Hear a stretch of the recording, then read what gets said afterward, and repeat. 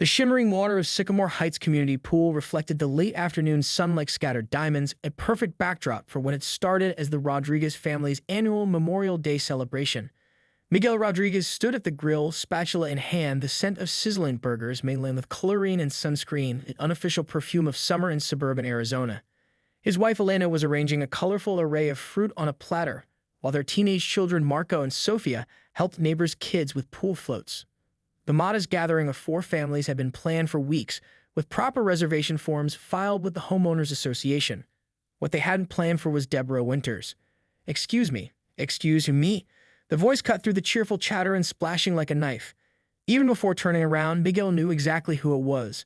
Deborah Winters, HOA board treasurer, self-appointed community watchdog, and the woman who had single-handedly pushed through regulations requiring approval for everything from mailbox colors to garden gnome height restrictions. The families fell silent as Deborah marched toward them in her crisp white capri pants and powder blue polo shirt embroidered with the HOA logo she designed herself. Her sensible sandals slapped against the concrete, her French manicured finger already wagging in accusation. "This is absolutely unacceptable," she announced, her voice carrying across the water where children had stopped mid-splash.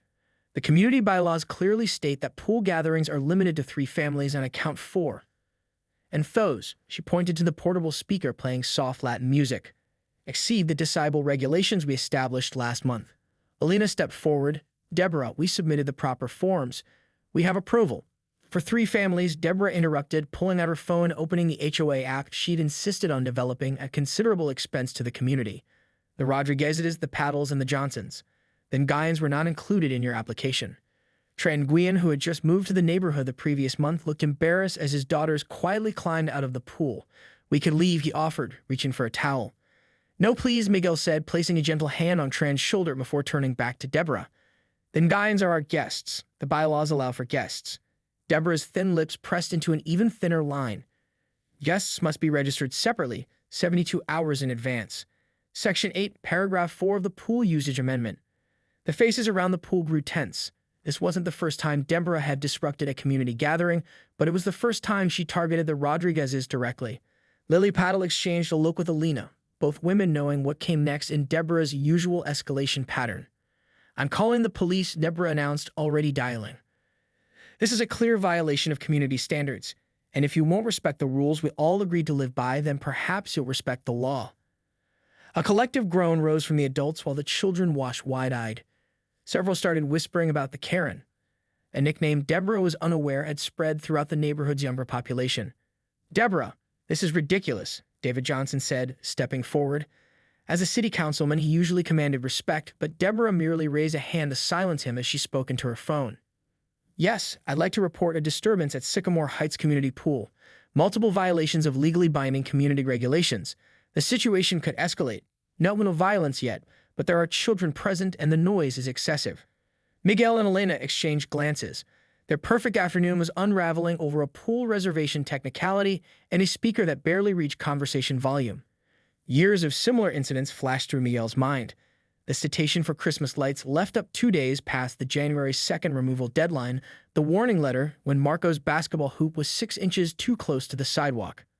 As Deborah paced by the pool gate, cataloging alleged violations to the dispatcher, Miguel quietly told the children to continue swimming. "Let's enjoy ourselves," he said with forced cheerfulness. "I'm sure the police will understand this is a simple misunderstanding." What Miguel couldn't possibly know was that the 2 officers about to be dispatched to Sycamore Heights had their own complicated history with homeowners associations and with people like Deborah Winters. Officers Rachel Chen and Derek Montgomery pulled into Sycamore Heights 15 minutes after receiving the call. The gleaming subdivision with its manicured lawns and identical stucco facades brought back memories for Derek. 3 years earlier, he'd sold his townhouse in a similar community after receiving a $500 fine for planting unauthorized vegetable varieties in his backyard garden. Another HOA complaint, Rachel sighed, checking the dispatch notes on their cruiser's laptop. "Third one this month. What's the emergency this time?" Derek asked, already sounding tired. "Someone's trash can left out 6 hours too long." Rachel skimmed the notes.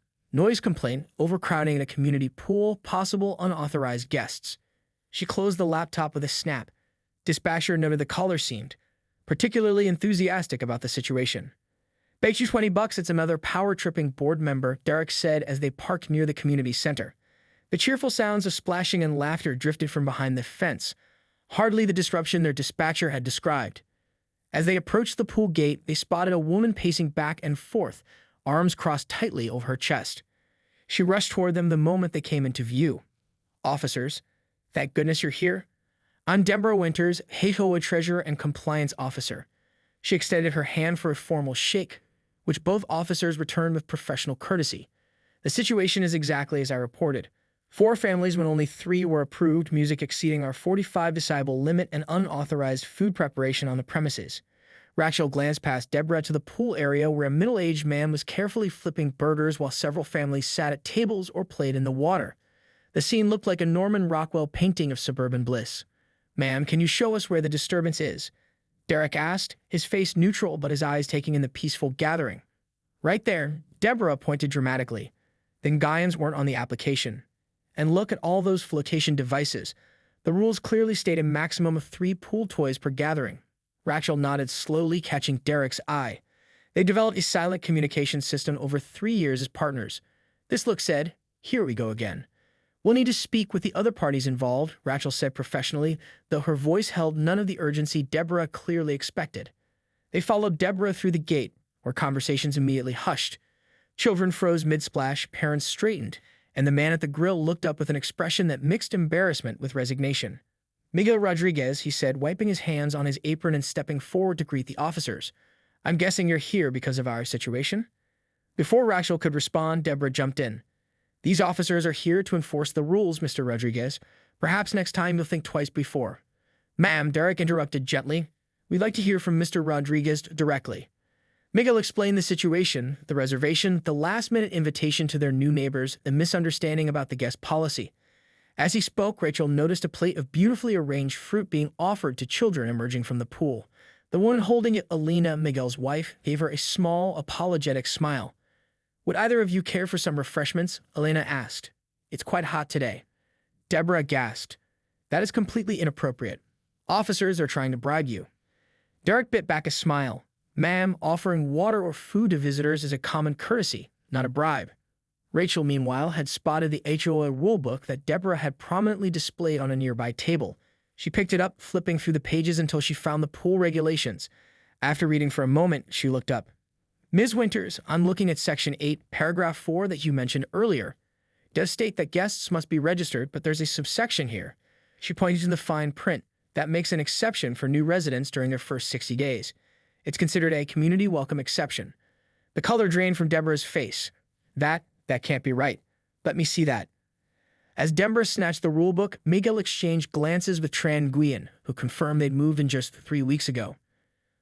Furthermore, Rachel continued, her police academy training and conflict resolution kicking in. "The noise ordinance you mentioned applies specifically to amplified music after 7 o'clock p.m. It's currently 5:43, and that speaker doesn't appear to exceed conversation volume." The children in the pool had stopped pretending not to listen. One of them, Marco, Miguel's teenage son, was failing to suppress a grin. Deborah's face flushed crimson. "Well, there's still the matter of excessive pool toys, and the unauthorized use of the community grill." Derek had wandered over to inspect the grill in question. "According to this sign right here," he said, pointing to a laminated notice, "the grill is available on a first-come, first-served basis during pool hours. There's no mention of needing separate approval." The gathered families watched in stunned silence as Deborah's complaints were systematically dismantled. No one had ever seen her authority challenged so thoroughly before. Her hands trembled slightly as she clutched the rulebook. Well, technically," she stammered. Rachel stepped closer to Deborah, lowering her voice. "Ms. Winters, can I speak with you privately for a moment?" As Rachel led Deborah away from the gathering to a corner of the pool deck, Derek turned to Miguel with an apologetic smile. "Those burgers smell amazing," he said, loud enough for everyone to hear. "Mind if I ask what kind of seasoning you're using?" "Ms. Winters," Officer Rachel Chen began once they were out of earshot, her tone firm but not unkind. "I want to be very clear about something. Police resources are for emergencies and legitimate disturbances. What we have here is a minor disagreement about HOA policies." Deborah's chin jutted forward defensively. "The bylaws are legally binding documents. They've all signed agreements to abide by them." Rachel nodded patiently. "Yes, and HOA disputes are civil matters, not criminal ones. Do you know how many actual emergencies we've responded to today?" 3 domestic violence calls, a convenience store robbery, and an elderly man who went missing from his care facility. The weight of Rachel's words seemed to register slightly with Deborah, whose rigid posture softened almost imperceptibly. Furthermore, Rachel continued, calling in false emergencies can result in fines or even charges in extreme cases. I'm not saying that's what happened here, but I'd hate to see you get in trouble for misusing emergency services. I didn't call 911, Deborah protested, though her voice had lost some of its earlier confidence. I used the non-emergency line, which is still for police matters, not HOA disputes, Rachel pointed out. She glanced over at the families by the pool, where her partner was now animatedly discussing grilling techniques with Miguel Rodriguez. Those people aren't causing any harm. Their neighbor is enjoying a holiday weekend. Deborah followed Rachel's gaze, watching as the children cautiously resumed their play in the pool, the splash of their movements punctuating the afternoon air. For just a moment, something like longing flickered across Deborah's face. The rules exist for a reason, she said, but her voice sounded hollow. Without structure, there's chaos. Rachel considered the woman before her. Deborah was probably in her early 60s, impeccably put together from her highlighted bob to her designer sandals. Yet despite the perfect appearance, there was something deeply lonely about her. May I ask you something, Ms. Winters? How long have you lived in Sycamore Heights? The question seemed to catch Deborah off guard. 12 years. I was one of the first residents. And do you know all these families personally? Not just their HOA violations, but their names, their stories. Deborah's eyes darted to the gathering. Of course I know their names. The Rodriguez family, the Pavels, the Johnsons, and the new family. The Ngayans, Rachel supplied gently. Yes, them. Deborah shifted uncomfortably. I know who they are. But do you know them? Rachel pressed. Because from what I can see, they all know each other quite well. As if to illustrate her point, a burst of laughter erupted from the pool area. Derek was now seated at one of the tables, a plate of food in front of him, engaged in conversation with David Johnson and Tran Nguyen. Officer Montgomery seems to have made himself comfortable, Deborah observed with a note of disapproval. Rachel smiled. Derek's good at community policing. He believes knowing the people in our jurisdiction makes us better at our jobs. She paused, considering her next words carefully. Ms. Winters, may I make an observation? And please know I mean no disrespect. Deborah hesitated, then nodded stiffly. You clearly care deeply about this community. The time you invest in the HOA proves that, but there's more than one way to protect what you value. Rachel gestured toward the gathering. Those families aren't your adversaries. They're your neighbors. Deborah's gaze followed Rachel's hand, lingering on Alina Rodriguez, who was now offering a plate of food to a young girl from the Patel family. The child accepted it with a shy smile, then ran back to join the other children. I've been on the board for 10 years, Deborah said, her voice suddenly quieter. Before that, I managed corporate compliance for a pharmaceutical company. Rules matter. Standards matter. They do, Rachel agreed. But so do relationships. From across the pool deck, Derek caught Rachel's eye and gestured for her to join them. She turned back to Deborah. We won't be filing any report about this call, but I would encourage you to think about what kind of relationship you want with your community.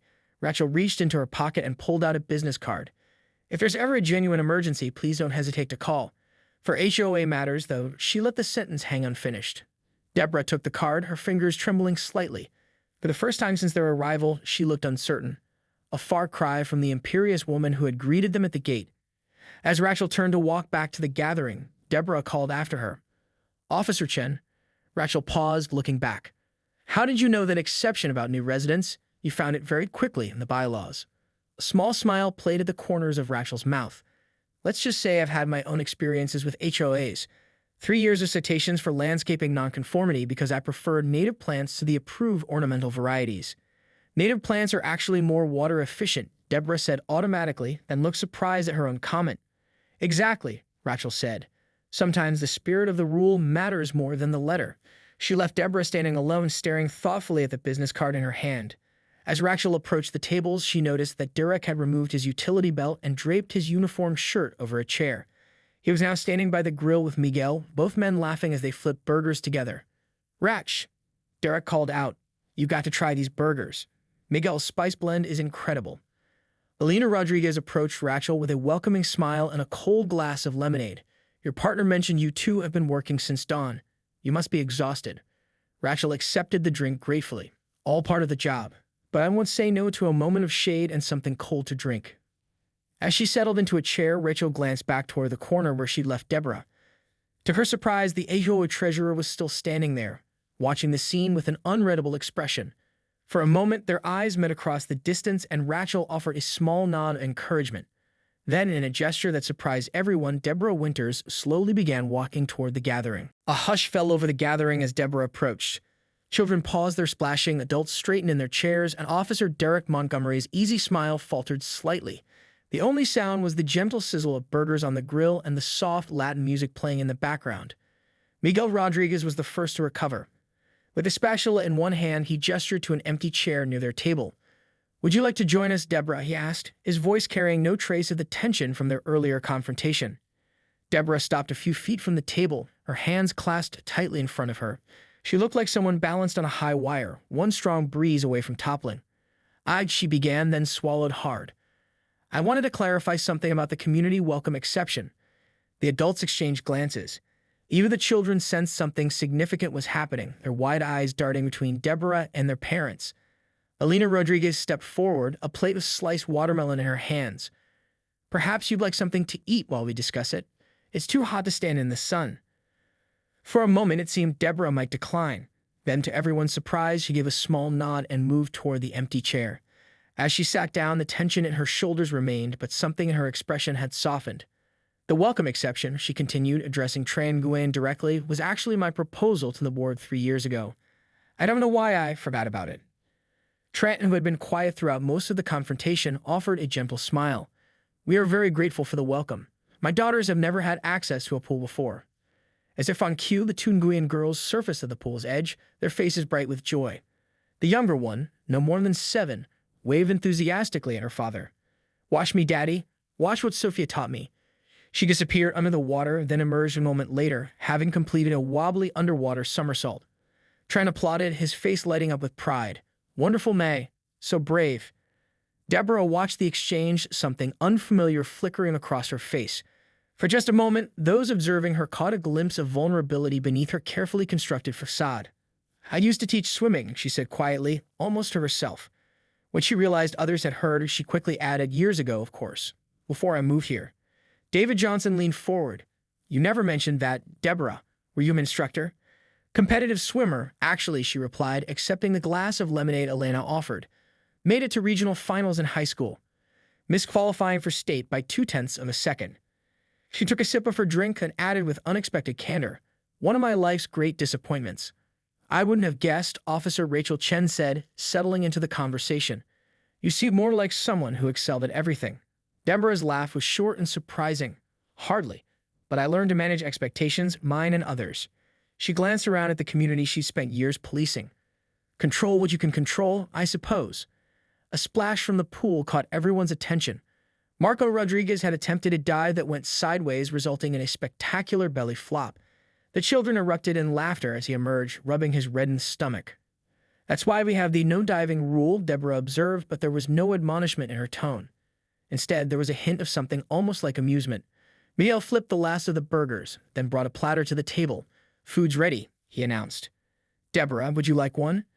She hesitated, eyeing the perfectly grilled patties. "I don't usually. While I'm trying to wash my—" She stopped herself and straightened her shoulders. "Yes, thank you. Just one." As plates were passed and conversations resumed, something remarkable began to happen. The rigid lines of Deborah's posture gradually softened. Her responses, initially clipped and formal, slowly grew more natural. When Lily Paddle asked about Deborah's early days in Sycamore Heights, the story that emerged was surprisingly engaging. Tales of construction delays, landscape disasters, and the neighborhood's first disastrous attempt at a community garage sale. And then, Deborah continued, now fully animated, Mrs. Bertram's prized porcelain collection went tumbling down the driveway because someone's child, not naming names, David, bumped into the display table. David Johnson groaned, covering his face. "Jake was 4, and we paid for every broken teacup."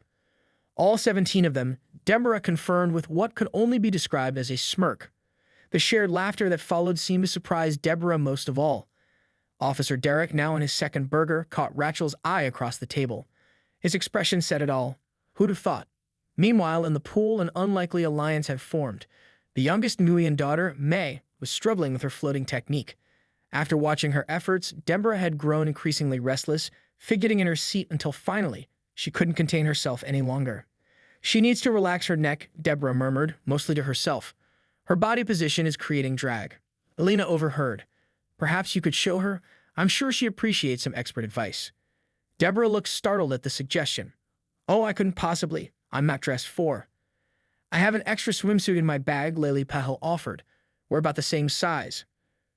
For a moment, Deborah looked truly panicked, as if the suggestion was more alarming than anything else that had happened that afternoon. The thought of Deborah Winters, HOA enforcer, voluntarily entering the community pool was almost unimaginable. Perhaps that's why what happened next felt so monumental. I suppose, Deborah said slowly, I could offer a few pointers. She glanced down at her crisp outfit, then back at the hopeful faces around her. Where could I change? 20 minutes later, Deborah Winters emerged from the pool house in Lily Patel's floral swimsuit, a borrowed towel clutched tightly around her shoulders. Her highlighted bob was secured beneath a swim cap that Sofia Rodriguez had lent her, and she removed her jewelry and makeup. Without her usual armor, she looked suddenly vulnerable, and at least a decade younger. A hush fell over the pool area as she approached the water's edge. Even officers Rachel and Derek, who had long since abandoned any pretense of being on duty, watched with fascination. Derek had rolled up his uniform pants and was dangling his feet in the shallow end, while Rachel had taken over grilled duties, preparing another round of burgers under Miguel's guidance. Is she really going in? Marco whispered to his sister, loud enough for everyone to hear. Deborah's chin lifted slightly at the comment, a flash of her earlier authority returning. But instead of reprimand, she surprised them all by dropping her towel on a nearby chair, walking to the edge of the pool, and executing a perfect racing dive into the deep end. The water barely rippled as she sliced through the surface. For a moment, there was no sign of her. Then she emerged halfway down the pool, her strokes smooth and precise, her technique flawless. With a few powerful movements, she completed a lap and surfaced at the shallow end, where the wide-eyed Nguyen girls watched in awe. That was amazing, May exclaimed, bouncing with excitement. Can you teach me to do that? For the first time since anyone could remember, Deborah Winters smiled, a genuine smile that transformed her face and reached her eyes. The dive will take practice, but I can certainly help you with your floating technique. What followed was nothing short of remarkable. The woman who had arrived hours earlier to shut down the gathering was now in the center of it, demonstrating proper arm positions for backstroke, helping children practice their kicking, and even allowing Marco to time her as she demonstrated a racing turn that sent water splashing over the pool's edge. 2.7 seconds, Deborah said breathlessly after her third attempt. Not bad for someone who hasn't competed in 40 years. That's faster than Coach Williams at school, Marco admitted, clearly impressed. You should come to one of our swim meets. Instead of dismissing the suggestion, Deborah considered it thoughtfully. Perhaps I will. On the pool deck, the adults watched the transformation with varying degrees of amazement. Elena Rodriguez leaned close to Rachel, who was finishing her second burger. I never thought I'd see the day, Elena murmured. Deborah Winters, playing in the pool with neighborhood children. If I hadn't seen it myself. Rachel nodded. People are full of surprises. Sometimes they just need permission to be something other than what everyone expects. Across the pool, Derek had struck up a conversation with David Johnson about community policing initiatives. The city councilman was taking notes on his phone, clearly intrigued by Derek's suggestions for bridging the gap between law enforcement and local residents. Which is why events like this are so important, Derek was saying. Informal gatherings where people can interact outside their official roles. It builds trust. David glanced toward the pool, where Deborah was now helping Tran's older daughter practice floating on her back, her hands supporting the girl's shoulders with surprising gentleness. I don't think anyone saw this particular outcome coming, David remarked. The afternoon stretched into early evening. More neighbors began arriving, not because they'd been invited originally, but because word had spread through the community text chain. Something extraordinary is happening at the pool. Deborah Winters is swimming. And there are COPs. But it's not what you think. By 6 o'clock, nearly half the neighborhood had gathered. The original food supply had been supplemented by impromptu contributions. Carlos Gutierrez from 3 streets over brought his famous guacamole. The Changs arrived with a tray of homemade spring rolls, and someone had even made a quick trip to the store for more drinks and ice. Through it all, Deborah remained in the pool, moving from one group of children to another, demonstrating techniques, offering encouragement, and occasionally sharing stories from her competitive swimming days. When she finally emerged, her skin pruned and her borrowed swim cap slightly askew, she accepted a towel from Elena with a quiet thank you that held none of her earlier stiffness. As she dried off, Tran Nguyen approached her, his daughters following close behind. Ms. Winters, he began formally, my daughters wanted to thank you for the swimming lessons. The girls stepped forward, each holding something in their hands. The older one, Lynn, presented Deborah with a carefully folded origami flower. We made these for you, she said shyly. to say thank you for teaching us. May held out her own creation, a slightly less symmetrical flower, but made with equal care. Mine is blue because you said it's your favorite color when you were swimming. Deborah accepted the delicate paper offerings with visible emotion. These are, thank you. They're beautiful. She cleared her throat, clearly struggling to maintain her composure. You both have natural talent in the water. With practice, you could be quite accomplished swimmers. Could you teach us more? May asked eagerly. Daddy says we need to learn proper techniques from the beginning. Before Deborah could respond, Tran added, of course we understand if you're too busy with your HOA responsibilities. The mention of the HOA seemed to remind Deborah of her earlier role that day. She glanced around at the gathering, now easily triple the size of the original party, with people spilling out beyond the pool area onto the surrounding grass. Music played, children splashed, and the two police officers were now fully integrated into the celebration, with Rachel flipping burgers and Derek organizing an impromptu water volleyball game.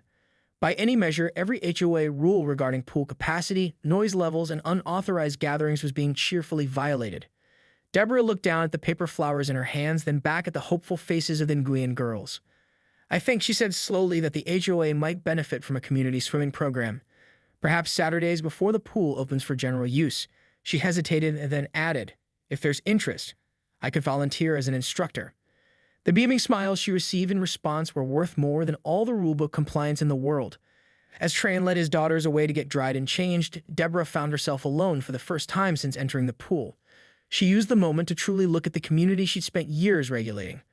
Families laughing together, neighbors meeting perhaps for the first time, children playing across cultural and generational lines. The scene was chaotic, loud, and completely contrary to the orderly community she'd envisioned when joining the HOA board, and yet undeniably joyful. As she stood there, dripping pool water onto the concrete, Deborah Winters made a decision that would change Sycamore Heights forever.